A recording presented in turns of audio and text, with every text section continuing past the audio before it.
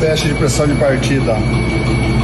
Ela alcança ali a pressão, mas a bomba de transferência fica muito baixa.